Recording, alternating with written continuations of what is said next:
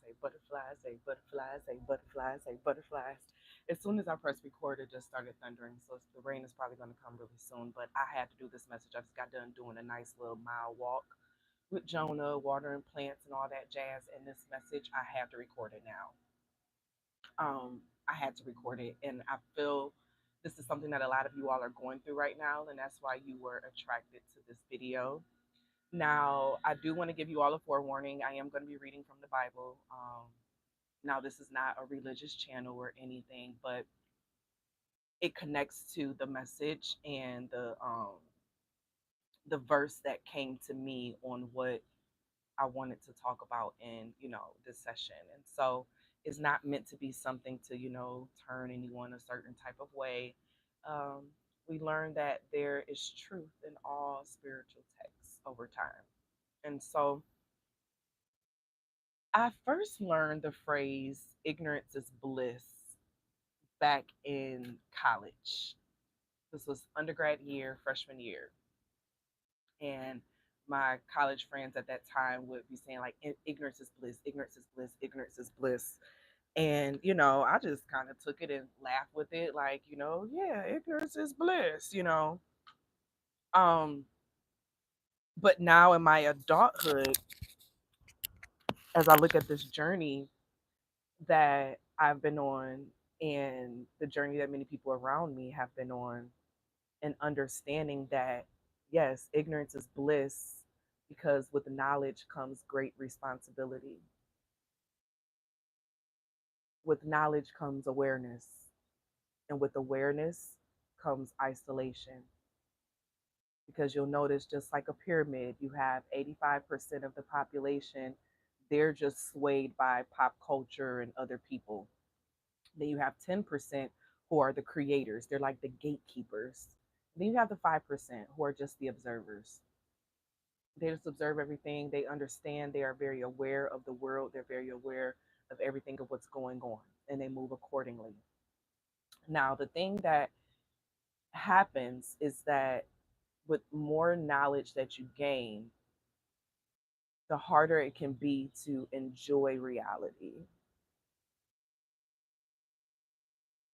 The more knowledge you gain, the harder it can become to enjoy reality because you see through everything of what's happening.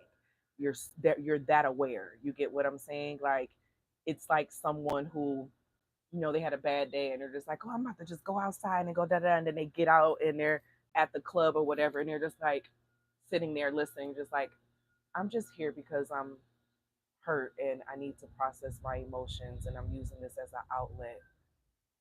This isn't like, it's like that. Like someone who may have a hard time connecting with or enjoying certain things because, oh, this is falling off, because of the knowledge of reality or the world that they're in. Um, and that could be very lonely. That could be very detrimental to the spirit, to the soul.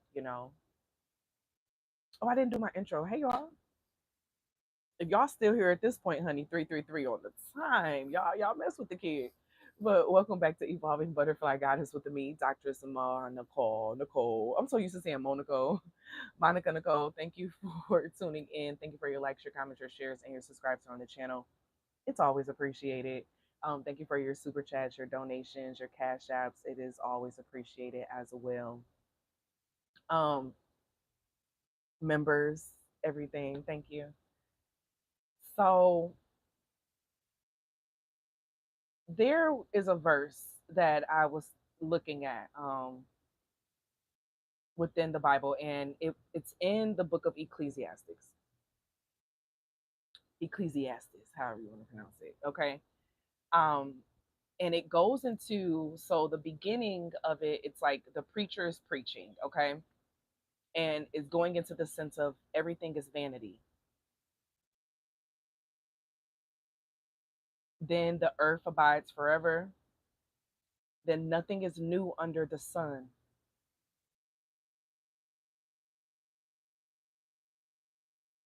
Nothing is new under the sun. Everything is a cycle. Okay. So then we move to the vexation of the spirit. And at the bottom of this is, I'm in chapter 1. But at the bottom of chapter 1, you have verse 18. And with verse 18, it states, "For in much wisdom is much grief, and he that increaseth knowledge increaseth sorrow." Now, you can show me by a raise of hands of emojis in the chat for me. How many of you all have found that since you've been on your spiritual journey, the more you learn about the world, this isn't even just talking about on religious stuff, like the more you learn about just the world, reality, the truth of humans, the truth of people, the truth of society, the truth of the government, like it's so much going on, right? The more you learn it, the more you want to hide. The more you start to grieve the world that you thought you knew. 555. The more you begin to grieve the world that you once thought that you knew. You thought you knew this world that you were living in. You thought you knew when you were a little child and you're looking at the adults, they have everything together and they have this and love is like this. And I'm going to grow up to be a doctor or an astronaut or a princess or a firefighter, and I'm gonna go to college, and I'm gonna be married by 25, and I'm gonna have 3 children. I'm gonna have a nice house with a white picket fence. We're gonna have a wraparound garage. We're gonna have 2 acres of land in the back. To only have so much of that shattered. Now, some of you all may have that life, right? And that's your life. I find it really interesting that they're cutting grass because that is one of the conditional stimulus for me that is used in the matrix to distract me or to get in the way of certain things. So I find that very interesting because that's why I waited to even record because they were literally, they just had it on outside of my apartment and it was just on. I was just like, okay, classical conditioning. They want me to get triggered. But I find it so interesting because it's quitting time. Like, why are y'all doing this? But anyway, so let's take it up a verse, okay? This is my tried and true Bible, baby. I had this Bible for so long. I bought it because it had the butterflies and stuff on it, honey. But I'm gonna start at verse 14. "I have seen all the works that are done under the sun, and behold, all is vanity and vexation of spirit." Vexation means to like ruffle something, to anger something, to um in a way kind of like possess it in a way. "That which is crooked cannot be made straight, and that which is wanting cannot be numbered. I communed with mine own heart, saying, Lo, I am come to great estate, and have gotten more wisdom than all they that have been before me in Jerusalem. Yea, my heart had great experience of wisdom and knowledge, and I give my heart to know wisdom, and to know madness and folly. I perceive that this also is vexation of spirit." So taking this back to, I got a download as to why religion is pushed a lot. Religion is pushed a lot because it allows us to live in a bliss that takes away a responsibility from us of being a certain playable character. And I understand it now. I have nothing against it. See how I went off as soon as I said that? And it came back on. But that's confirmation. I understand it, right? Because going back to the beginning of the time with Adam and Eve, it seems like every time I say understand it, he stops and then I go back. But anyway, um, and it's literally raining. Like, okay, you see, I'm getting distracted. Take it back to the beginning of time with Adam and Eve. They were told that the tree of life and wisdom, the tree of life, we all know how that represents us and the Kundalini and all of that. I'm not gonna take it too deep into the spiritual aspect, but I want to speak it in a term that is very universal that many people have heard and learned because nothing is new under the sun. And that's something that I learned even when I was reading the Quran some years ago when I started my journey and realizing There's verses in the Bible that say the same thing as verses in the Quran, just in a different way. Nothing is new under the sun. Everything is a cycle. We live in a system. The matrix is a system. It's a um let me not get too deep into that. But so in this where it says, I gave my heart to know wisdom and to know madness and folly. I perceive that this also is vexation of spirit, because the ignorance was bliss. Once you begin to seek and know truth and wisdom, you see the reality of the world around you. You see the reality of people around you. You see the reality that the American dream is not quite the American dream. You see the reality that people are not inherently good. They're inherently whatever their life circumstances were. You grow up to learn that you were playing against rules 1111 that those who created the rules don't follow.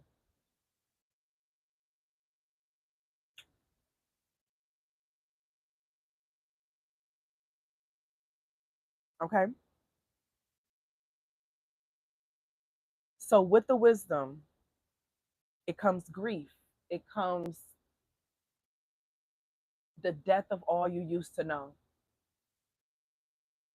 the death of all you used to understand, the death of all you used to feel that you desired. It's a new reality. That rain smells so good.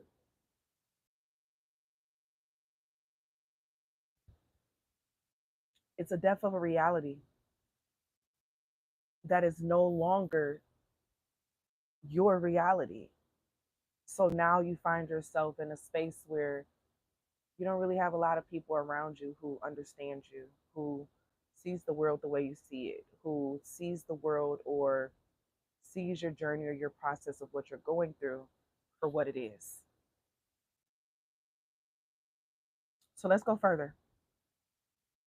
Now, this is now getting into chapter 2. It starts off with the sense of trying to prove with mirth. I said in mine heart, go to now, I will prove thee with mirth. Therefore, enjoy pleasure, and behold, this also is vanity. So, running away from the truth. I sought in mine heart to give myself unto wine. This is when we drink and we smoke to get away from reality. Yet acquainting mine heart with wisdom, and to lay hold on folly, till I might see what was that good for the sons of man. So it can take you to a place of depression, to a place of feeling like, what's the purpose? That's not what we're called to be, y'all. So then it goes down into, I don't want to go too far into just, I'm not trying to turn this into Bible study, but um talks about how he then built an empire, okay? Built a whole life and looked back and saw everything that he built to see that this too was a part of the system.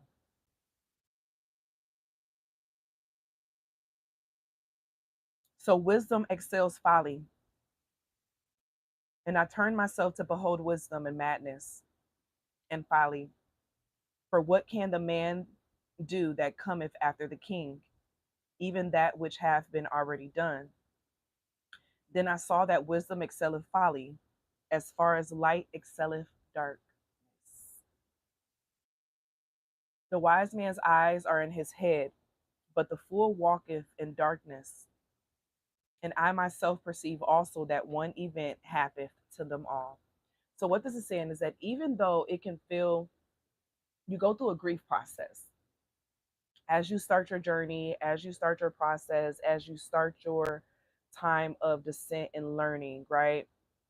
Well, descent is the sense of you coming down to earth and seeing things from reality so that you can truly ascend clear, okay? That the wisdom still outweighs everything else. It just teaches you how to move because now you see the spirits, you see the energy, you see when The energy is vexed.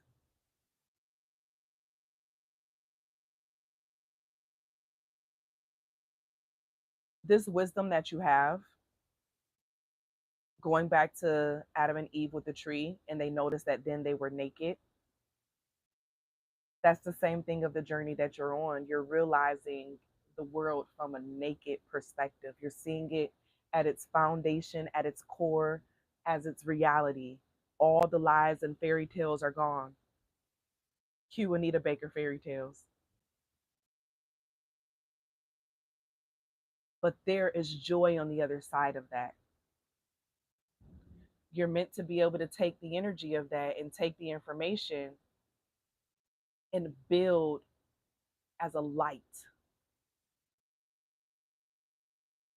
555.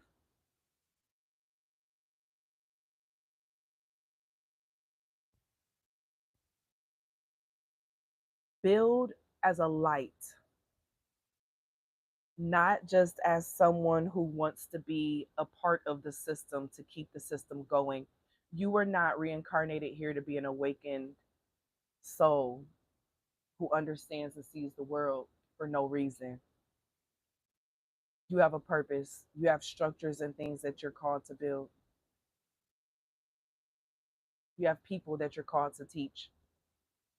You're not meant to be locked up forever. You're not meant to be locked up forever. It's a process, it's a period. But don't allow yourself to become oppressed in response to that.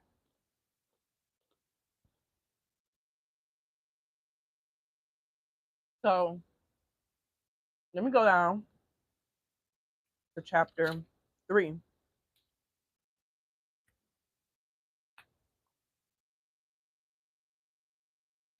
No, chapter 4,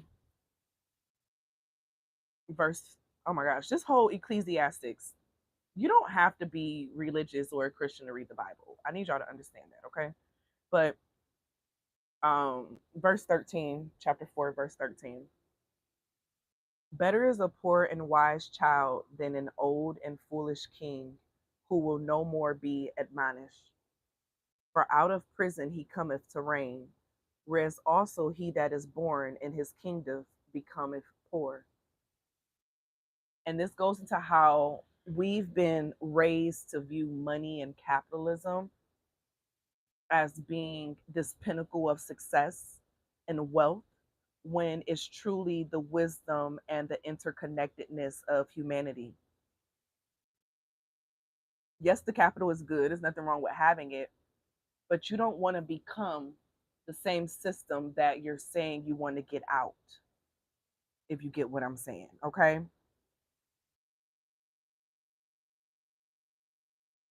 I considered all the living which walk under the sun, with the second child that shall stand up in his stead. That's the wise child. There is no end of all the people, even of all that have been before them. They also that come after shall not rejoice in him.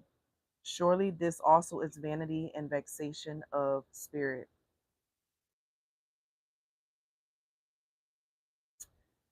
A lot of times people disregard the wise one.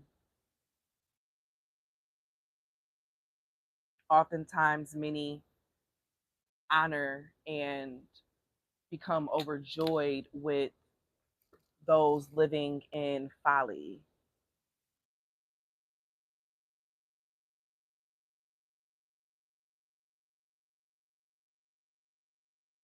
That's not your community. That's not your people. Your people wouldn't reject you like that. They wouldn't neglect you like that.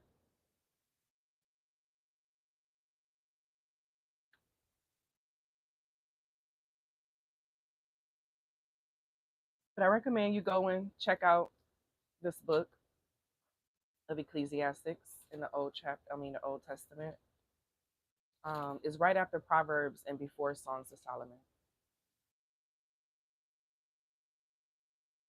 When I was younger, these were like my favorite. I love Proverbs.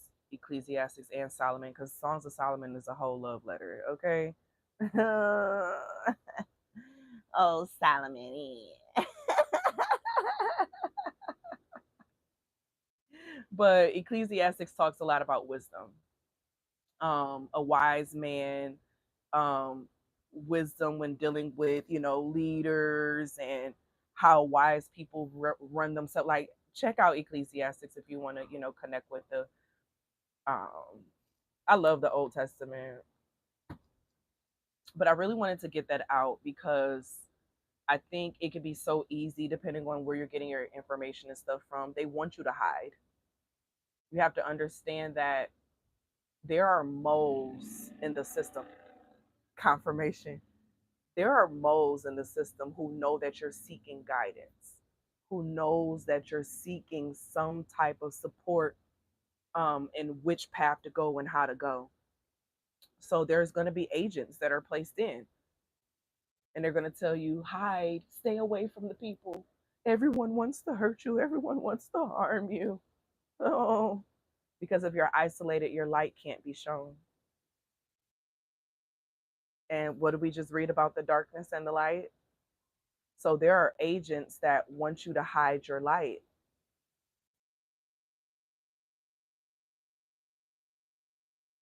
When you are literally one of the wisest in your community, your energy is needed.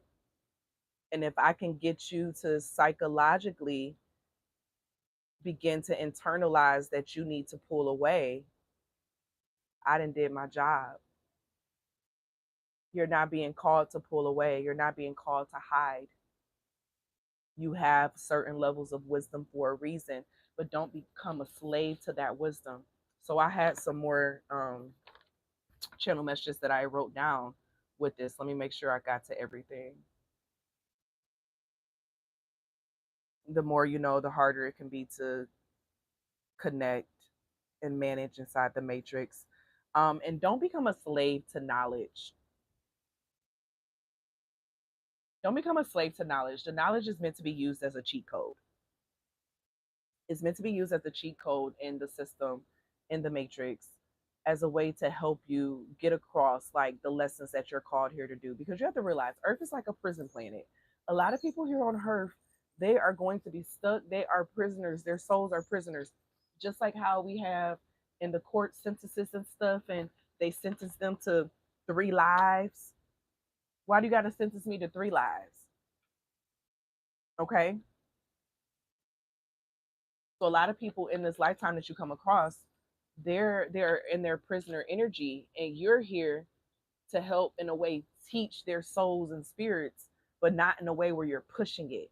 In a way where when they're ready to receive it, they will find you. The teacher appears, but the teacher got to be outside. The teacher got to go outside. But y'all, this rain's starting to pick up, and it's starting to get me over here. So I think that's my cue to, go on and wrap it up. I think that's also another sign as well.